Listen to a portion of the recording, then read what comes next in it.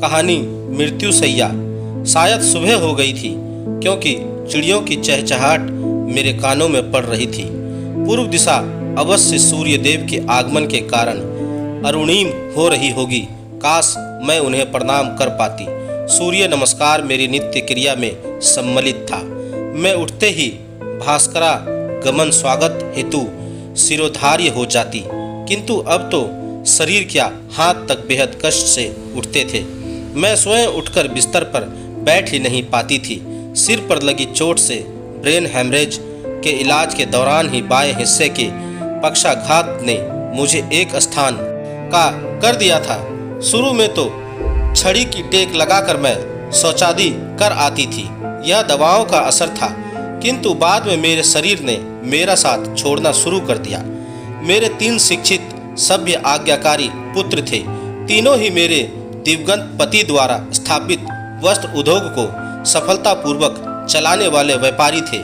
घर में उनकी रसोई अलग थी, किंतु व्यवसाय एक था जिसका मुनाफा वे आपस में बांट लेते, किंतु मूलधन पुनः उसमें लगा देते। मेरे शय्याशायी होने के बाद वे तनिक तनावग्रस्त रहते थे।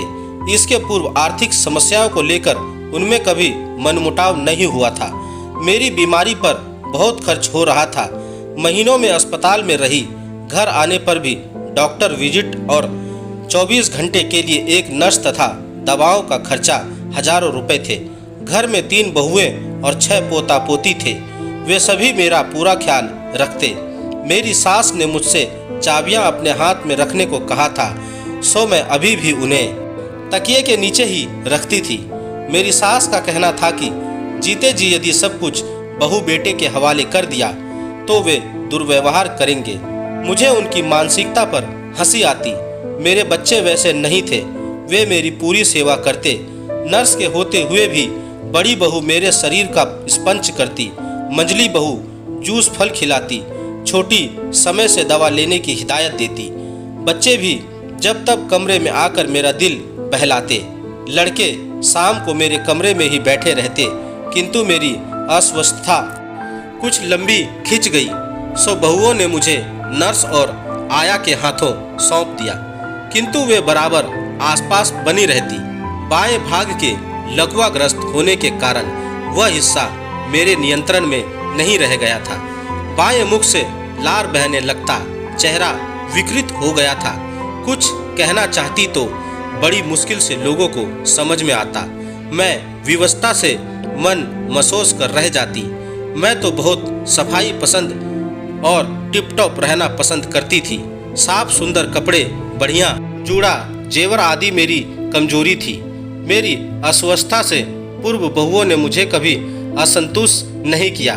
बढ़िया खिलाती, मेरे बाल संवार देती, मेरे जेवर बदल देती, किंतु इस रुग्णता ने धीरे धीरे सब खत्म कर दिया था। आज अपनी स्थिति पर रोना आता है। पता नहीं किस पाप की सजा मिल रही थी मुझे। शरीर दिन प्रतिदिन क्षीण हो रहा था, किंतु इच्छाएं असमित थी। पुनः स्वस्थ होकर सज धज कर बैठने का मन करता। तीर्थ यात्रा पर जाने का मन करता। आदि पार्टी में शिरकत करने की इच्छा होती, किंतु शरीर मन का साथ छोड़ने लगा। पहले मैं शौचादी के लिए कह देती थी, किंतु अब बेख्याली में सब हो जाता। नर्स बड़बड़ाते हुए आया को पुकारती। उसके ना रहने पर मैं वैसे ही गंदगी में पड़ी रहती। मेरे कमरे में अक्सर मलमूत्र और तीव्र गंध वाली दवाओं की बदबू आती। लड़के बहुओं के ना आने पर मुझे दुख होता, किंतु फिर मैं स्वयं को धिक्कारती कि असंभव व्यवस्था के कारण वे ना आ पाते हों। वे तीनों ही प्री मैच्योर बेबी थे। ठंड में पैदा हुए थे। बड़े और मझले के तो लीवर ही कमजोर थे। उनकी गंदगी साफ करते करते मैं बेहाल हो जाती, किंतु मैंने कभी उनके प्रति लापरवाही नहीं बरती। ऐसे विचारों से भी मुझे शर्मिंदगी होती। क्या मैं उनके पालन पोषण का मुआवजा चाहती थी? वे अपने व्यस्त कार्यक्रम के बावजूद मेरा पूरा ध्यान रखते। एक दिन मैं आंखें बंद किए पड़ी थी। बहुओं ने सोचा मैं सो रही हूँ। मेरे कमरे के बाहर ही बड़ी बहू ने कहा, मम्मी की तो ऐसी हालत है कि घर के लोगों को इन्फेक्शन का खतरा पैदा हो गया है। बच्चों को इसलिए उनके कमरे में जाने से मना कर दिया है। मैं तो उनके बगल वाले कमरे में रहती हूँ। वे सांस लेने के साथ कराहती हैं। हर वक्त ऐसी आवाज़ से पप्पू को इतना इरिटेशन होता है कि वह पढ़ लिख नहीं पाता। मुझे तो नींद में भी वही सब सुनाई देता है। मंजली बहू बोली, इन सब का एक ही उपाय है कि उन्हें अस्पताल या नर्सिंग होम में भेज दिया जाए। वहाँ इनकी बेहतर चिकित्सा होगी। छोटी बहू का विचार था।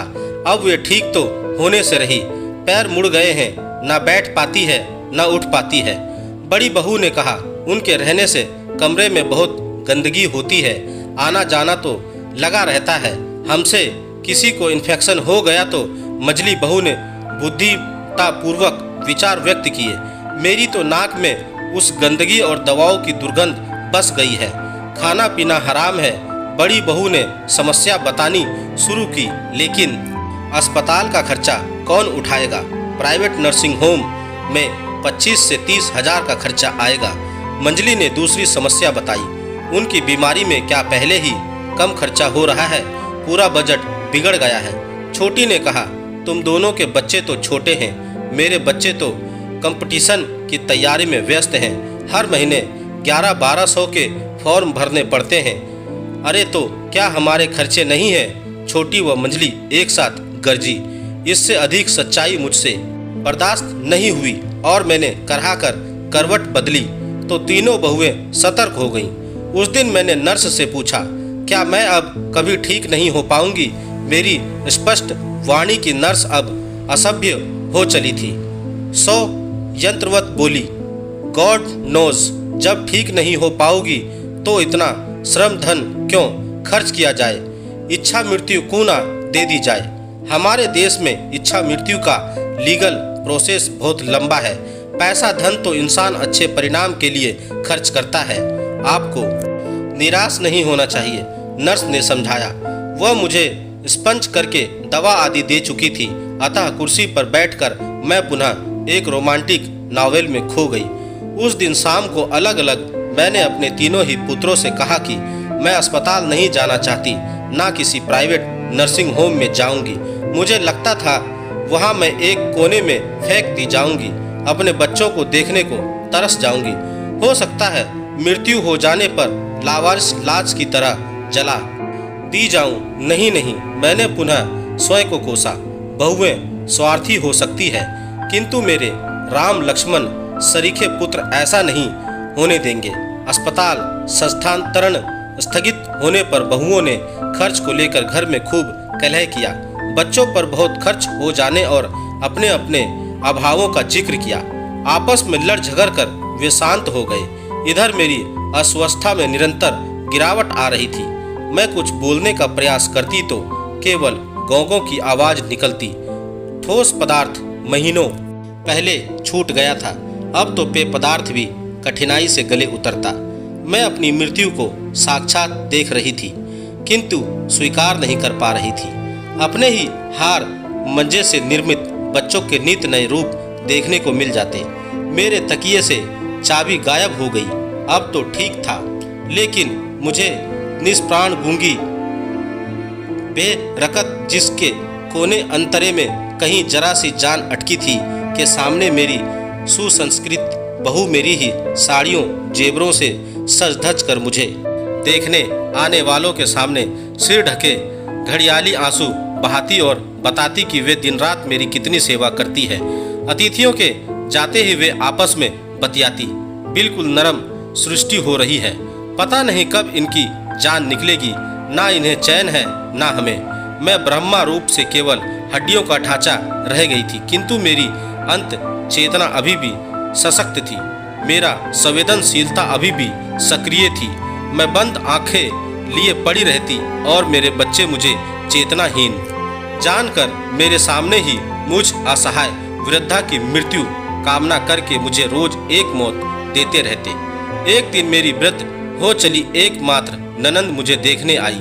उसे देखकर मैं रोना चाह रही थी, किंतु मेरे शरीर में तरल जैसा कुछ था ही नहीं, केवल ठूंठ रह गया था। अब मेरे जीवन का कोई अर्थ नहीं रह गया था, कोई हानि या लाभ नहीं। मेरी मृत्यु से कोई शोकपूर्ण वातावरण नहीं बनाने वाला था, तब भी मैं जिंदा थी, क्योंकि अभी मेरा मृत्यु समय नहीं आया था। ननद के सामने ही मैंने एक आध चम्मच तरल पदार्थ जो मैं लेती थी उसका और दवा का त्याग कर दिया था। उनके सामने मेरे बच्चों ने पुनः आदर्श पुत्र व पुत्र वधुओं का चोला ओढ़ लिया था। बंद आंखों के बीच एक बेहद चेतनापूर्ण मस्तिष्क ने एक दिन ननद की उन बातों को सुना जो वो मेरे बेटों को बता रही थी। वे बातें मुझे 45 वर्ष पूर्व के समय में ले गई, जब मैंने नई बहू बनकर इस घर में पदार्पण किया था। मुझे जेवरों से लदा दिया गया था जो आज मेरी बहुएं धारण किए हुए थी।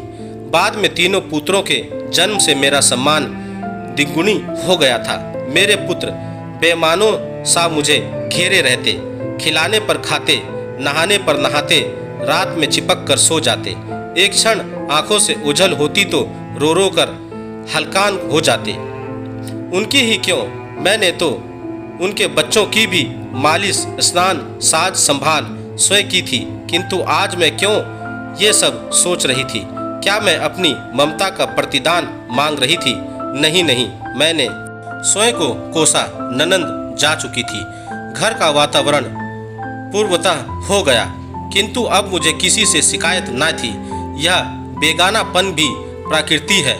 वृद्धा अवस्था में मृत्यु वरण सुखदायक है, किंतु वृद्ध जब बीमारी से घिरने लगते हैं तो उनके प्रति लोगों की संवेदनाओं से स्रोत सूखने लगते हैं। घर के सदस्यों से हुआ मोह भंग ही मरते हुए व्यक्ति को सांसारिक मोह माया से विमुक्त करके शांति से मृत्यु वरण को प्रेरित करता है। उस समय मेरे कमरे के सामने मेरे बेटे और बहुएं मेरी उस LIC की चर्चा कर रहे थे जो 3 वर्ष बाद मैच्योर होनी थी, जिससे उन्हें 20 लाख रुपए मिलता। किसी ने कहा, यह जीना तो अर्थहीन है। अम्मा की मृत्यु हुई इस समय हमें आर्थिक संकट से उबार सकती है। तो किसी ने पूछा। उसके बाद सन्नाटा व्याप्त हो गया। मैं सब सुन रही थी, किंतु अब मैं क्रोध, शोभ, दुख, सुख जैसी अनुभूतियों से परे थी।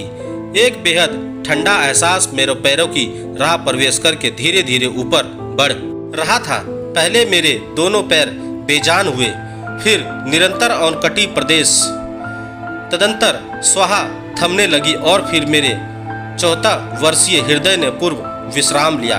मेरी खाट के इर्द गिर्द खड़े लोग उत्सुकता, शंका और शायद दुख से मुझ पर झुक कर देख रहे थे।